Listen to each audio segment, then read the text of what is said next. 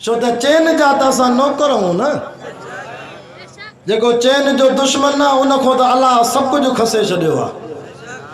इहो सैयद जो फ़ैसिलो न आहे, मुर्शिद हालेजी वारे जो फ़ैसिलो न आहे, इहो अलाह जो फ़ैसिलो आहे। जेको चैन जो दुश्मन आहे उन खां अलाह ही क़ुरान बि खसे छॾियो। छो त क़ुरान जे लफ़्ज़ में बि अखर 4।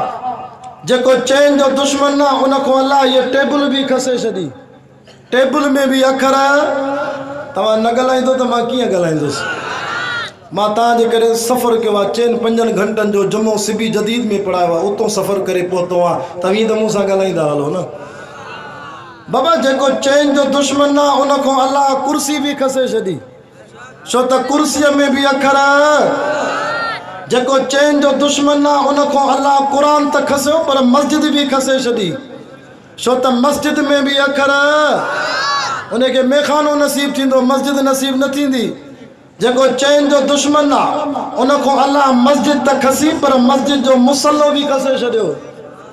रमज़ान में चैन जे दुश्मन खे तरावियूं नसीब न थींदियूं, मुसल्लो नसीब न थींदो। छो त मुसल्ले में भी अखर। जेको चैन जो दुश्मन आहे उन खां मस्जिद वई, मुसल्लो वियो पर जुमे वारो मिंबर भी वियो। छो त मिंबर में भी अखर। जेको चैन जो दुश्मन आहे उन खां अलाह साईं सिद्दीक़ भी खसे छॾियो। छो त सिद्दीक़ में भी अखर। जेको चैन जो दुश्मन आहे उन खां अलाह साईं रमज़ान जो रोज़ो भी खसे छॾियो। छो त रोज़े में भी अखर।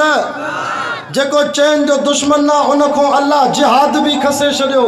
छो त जिहाद में भी अखर। जेको चैन जो दुश्मन आहे उन खां अलाह जन्नत भी खसी। छो त जन्नत जो ॿियो नालो बिहिश्त आहे, बिहिश्त में भी अखर 4। जेको चैन जो दुश्मन आहे उन खां अलाह साईं नबी साईं जूं 4 न्याणियूं भी खसे छॾियूं। अम्मा रुक़ैया, अम्मा ज़ैनब, अम्मा उम्मे कलसूम, अम्मा फातिमा।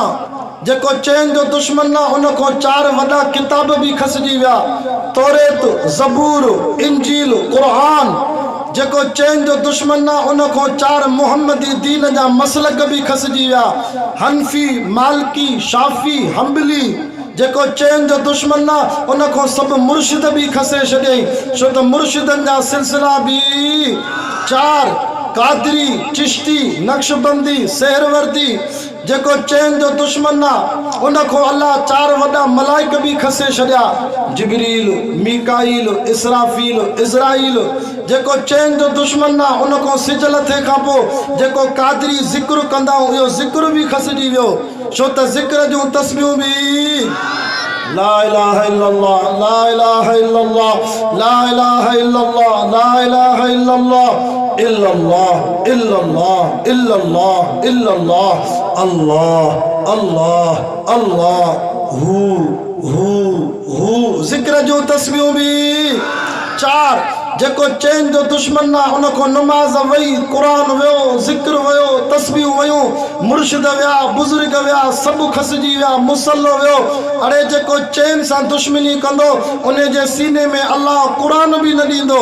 छो त क़ुरान यादि करे त पोइ लक़ब थींदो हाफ़िज़। हाफ़िज़ में भी अखर।